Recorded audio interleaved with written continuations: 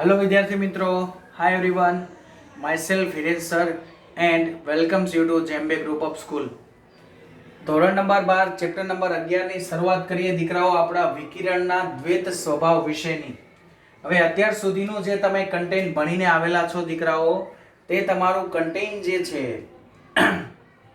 એ કંઈ અલગ હતું અને હવેથી જે કન્ટેન્ટ સ્ટાર્ટઅપ થાય છે દીકરાઓ, તમારું એ કન્ટેન્ટ પણ કંઈ અલગ છે. વિકિરણનો દ્વૈત સ્વભાવ આ જે ચેપ્ટરથી આપણે શરૂઆત કરીએ ત્યારથી આપણું જે છે એ મોડર્ન ફિઝિક્સની શરૂઆત થઈ જાય છે. ઓકે, આ જે આપણું ચેપ્ટર છે એ ચેપ્ટર આપણા આધુનિક જે ભૌતિક વિજ્ઞાન છે તે આધુનિક ભૌતિક વિજ્ઞાનના ચેપ્ટર્સની દીકરાઓ શરૂઆત થાય છે કે જેને કહેવામાં આવે છે મોડર્ન ફિઝિક્સ. ઓકે, ચાલો શું છે આની અંદર આપણે શું ભણવાના છીએ એના વિશેની વાત કરીએ તો અત્યાર સુધીના તમે જે ચેપ્ટરો ભણેલા છો તે ચેપ્ટરોની અંદર તમે શીખી ગયેલા હતા દીકરાઓ કે પ્રકાશ જે છે એ પોતે તરંગ સ્વરૂપે વર્તે છે.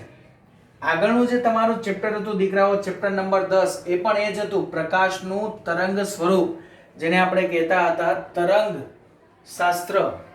ઓકે, જેને તમે વેવ ઓપ્ટિક્સ એવું કહેતા હતા, તરંગ શાસ્ત્ર, તરંગ પ્રકાશ શાસ્ત્ર. તમારા બે ચેપ્ટર જે છે એ પ્રકાશ શાસ્ત્રના હતા. એમાં એક ચેપ્ટર હતું તમારું કિરણ પ્રકાશ શાસ્ત્ર અને આમાંનું જ જે બીજું ચેપ્ટર છે દીકરાઓ એ હતું તમારું તરંગ પ્રકાશ શાસ્ત્ર. તો તરંગ પ્રકાશ શાસ્ત્ર વિશે તમે ભણી ગયા કે પ્રકાશ જે છે એ પોતે તરંગ સ્વરૂપે વર્તે છે એવું આપણે ભણ્યા. ચલો, પ્રકાશ જે છે એનું કેવું સ્વરૂપ આપણે કે તરંગ સ્વરૂપ જે છે એની આપણે ચર્ચા કરી ચેપ્ટર નંબર 10 ની અંદર. ક્લિયર છે?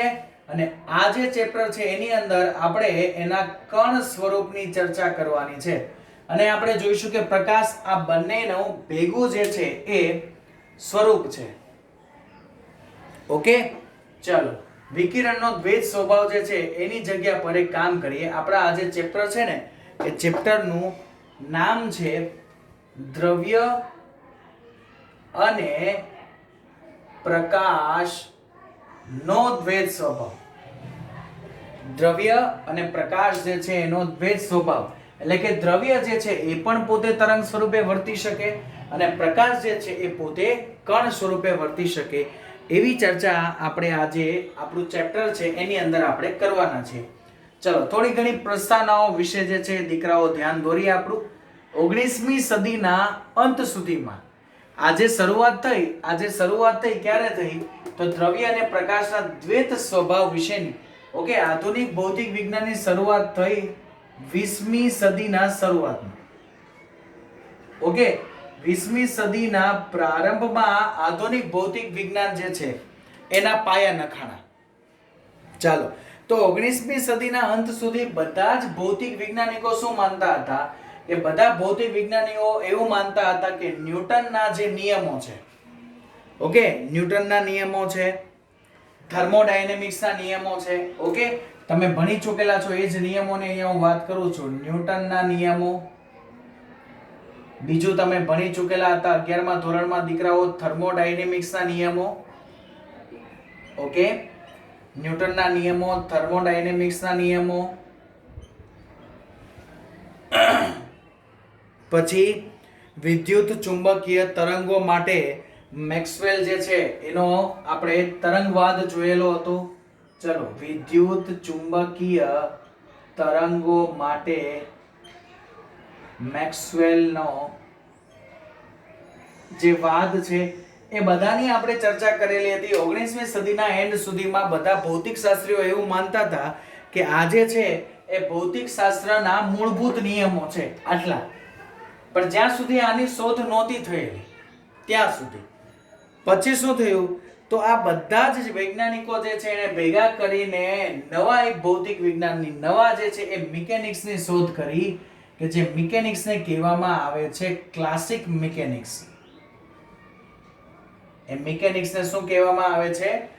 ક્લાસિક મિકેનિક્સ, એટલે કે પ્રચલિત યંત્રશાસ્ત્ર. શું કહેવાશે? પ્રચલિત યંત્રશાસ્ત્ર વિશેની જે છે એ પાયા નાખ્યા 19મી સદીના જે સાયન્ટિસ્ટો છે એને બધાએ. ઓકે, ચલો તો એમાં ઘણા બધા જે છે એ ઘટનાઓ વિશેની જે છે એ આપણે જાણકારીઓ મેળવવા લાગ્યા આ લોકો. અને આધારે એવું નક્કી કરવામાં આવ્યું, પ્રચલિત યંત્રશાસ્ત્રના આધારે એવું નક્કી થયું પછી કે જે આપણા સૌથી સૂક્ષ્મ લેવલ પરના જે કણો છે એટલે કે ઇલેક્ટ્રોન છે, પ્રોટોન છે, ન્યુટ્રોન છે, જે આપણા દ્રવ્યના મૂળભૂત કણો છે, દ્રવ્યના બંધારણના મૂળભૂત એકમો છે, તો એ દ્રવ્યના બંધારણના મૂળભૂત એકમો માટે, દ્રવ્યના બંધારણના મૂળભૂત કણો જે છે એ કણો માટે આ જે નિયમો છે એ લાગુ પડતા નથી. ઓકે, આજે આપણા નિયમો હતા તે નિયમો, પ્રચલિત યંત્રશાસ્ત્રના નિયમો જે છે એ લાગુ પડતા નહોતા. તો એના માટે એમણે નવા નિયમો જે છે એ બનાવવાની શું જરૂર પડી? ઓકે, તો એના માટે સૌથી પહેલા જે પ્રયોગની વાત કરીએ તો સૌથી પહેલા કેથોડ કિરણો પર વિદ્યુત ક્ષેત્રની અસરનો પ્રયોગ. શાના ઉપર? કેથોડ કિરણો પર શાની અસર? વિદ્યુત ક્ષેત્રની જે અસર છે એનો સૌથી પહેલો જે પ્રયોગ છે એ જીન પેરિન કરીને જે સાયન્ટિસ્ટ હતા. કોણ હતા? જીન પેરિન કરીને જે સાયન્ટિસ્ટ હતા એમણે સૌથી પહેલા અભ્યાસ કરેલો હતો. ઓકે, અને આ અભ્યાસ પરથી એમણે ઋણ વિદ્યુત ભારિત કણો જે છે એના પ્રાયોગિક અવલોકનોને આધારે ઇલેક્ટ્રોનની શોધ કરેલી હતી. શાની શોધ કરેલી હતી? ઇલેક્ટ્રોનની શોધ. તો હવે જ્યારે તમને પૂછે કે ઇલેક્ટ્રોનની શોધ કોણે કરેલી, તો જીન પેરિન. પણ હા, ઇલેક્ટ્રોનનું મૂલ્ય કોણે માપેલું છે? તો આર એ મિલિકન. ઇલેક્ટ્રોનનું મૂલ્ય કોણે માપેલું હતું? આર એ મિલિકને ઇલેક્ટ્રોનનું મૂલ્ય માપેલું છે. ઓકે, ચાલો તો આ જે જીન પેરિને ઇલેક્ટ્રોનની શોધ કરી, ઋણ વિદ્યુત ભારની શોધ કરી, એના થોડા સમય બાદ જ જે થોમ્સને ઇલેક્ટ્રોન માટે વિદ્યુત ભાર અને એના દળનો ગુણોત્તર મેળવેલો હતો. કોણે? જે થોમ્સન.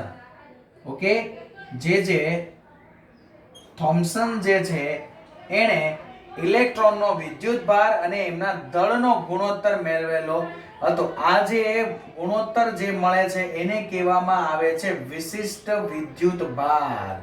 તમને અત્યાર સુધી લગભગ કીધું હોય તો ઠીક છે, જો ના કીધું હોય તો દીકરાઓ યાદ રાખજો, E/m નો જે ગુણોત્તર છે, ઓકે, એટલે કે ઇલેક્ટ્રોનનો વિદ્યુત ભાર ના છેદમાં ઇલેક્ટ્રોનનું દળ. તો ઇલેક્ટ્રોનના વિદ્યુત ભાર અને ઇલેક્ટ્રોનના દળનો જે ગુણોત્તર છે તે ગુણોત્તરને દીકરાઓ કહેવામાં આવે છે વિશિષ્ટ વિદ્યુત ભાર. વસ્તુ યાદ રાખજો, શું કહેવાશે? વિશિષ્ટ વિદ્યુત ભાર તરીકે એને ઓળખવામાં આવે છે.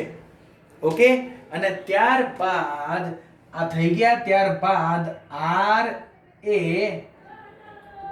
મિલિકન એ ઇલેક્ટ્રોનના વિદ્યુત ભારનું મૂલ્ય શોધ્યું. ઓકે, આર એ મિલિકને જે છે એ શું કર્યું? ઇલેક્ટ્રોન જે છે એના વિદ્યુત ભારનું મૂલ્ય શોધ્યું. ઓકે, અને પછી એવું પ્રસ્તાવિત કરવામાં આવ્યું કે સૌથી નાનામાં નાનો જો કોઈ કણ હોય દ્રવ્યના બંધારણ માટેનો, સૌથી નાનામાં નાનો જો કોઈ કણ હોય તો એ છે ઇલેક્ટ્રોન. ઇલેક્ટ્રોનથી નાનો કોઈ કણ જે છે એ ત્યાં સુધી એમને મળેલો નહોતો. ઓકે, ચલો એ પછી વિલિયમ રોન્ટજને જે છે એક ક્ષ-કિરણોની શોધ કરી. ઓકે, કોણે? રોન્ટજન જે છે, રોન્ટજને જે એક્સ-રે કિરણો જે છે એની શોધ કરી.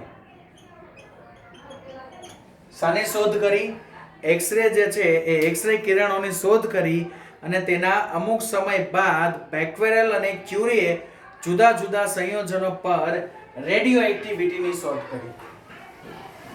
ઓકે, આ બધું દીકરાઓ મોડર્ન ફિઝિક્સ છે આખું. હું હજુ જસ્ટ તમને પ્રસ્તાવના કહી રહ્યો છું. ઓકે, ચાલો તો આ જે ચેપ્ટર છે આ ચેપ્ટરની અંદર આપણે ભણવાના છીએ દીકરાઓ. આપણો સૌથી અગત્યનો જે ઘટક છે એ સૌથી અગત્યની થિયરી છે એ છે ફોટો ઇલેક્ટ્રિક અસર. ઓકે, કે જે અસરની સૌ પ્રથમ વાર જો કોઈ વાત કરીએ તો સૌથી પહેલા ઘણા બધા જે વૈજ્ઞાનિકો છે એને શોધ કરેલી. હર્ટ્ઝ જે છે એને કરેલી, પછી હોલ્વોચે કરેલી, ગ્રિગ્નાર્ડ જે છે એને કરેલી. ઓકે, તો એ ઘણા બધા જે છે એ સાયન્ટિસ્ટો દ્વારા ફોટો ઇલેક્ટ્રિક અસર જે છે એની શોધ કરવામાં આવી. તો ફોટો ઇલેક્ટ્રિક અસર એટલે કે શું? તો સાયન્ટિસ્ટોએ એવું જે છે એ સંશોધનો કર્યા કે જ્યારે કોઈ પણ ફોટો સેન્સિટિવ મટીરિયલ છે, ફોટો સેન્સિટિવ મટીરિયલ એટલે કે એવું કોઈ તત્વ કે જે તત્વ ઉપર જ્યારે તમે પ્રકાશ આપાત કરો એટલે એ તત્વ પોતાનામાંથી મુક્ત કરે ઇલેક્ટ્રોનને, અને આ જે ઇલેક્ટ્રોન મુક્ત થાય આ જે અસર છે એ અસરને કહેવામાં આવે છે ફોટો ઇલેક્ટ્રિક અસર. તો બસ આ ફોટો ઇલેક્ટ્રિક અસર વિશેની જે ચર્ચાઓ છે એ ચર્ચાઓ આપણે આપણા આ જે ટોપિક મીન્સ કે આપણો આ જે ચેપ્ટર છે એ ચેપ્ટરની અંદર આપણે કરવાના છીએ. ઓકે, તો બેઝિકલી દીકરાઓ પ્રસ્તાવ 9 માં સમજાવવા લાયક આટલી વસ્તુ હતું જે મેં તમને બેઝિકલી સમજાવી દીધેલું છે. હવે પછીનો જે સેશન છે એની અંદર આપણે ફોટો ઇલેક્ટ્રિક અસર, ફોટો ઇલેક્ટ્રોન ઉત્સર્જન પહેલા તો આપણે જોઈશું ને એના આધારે પછી આપણે અસર પર જઈશું.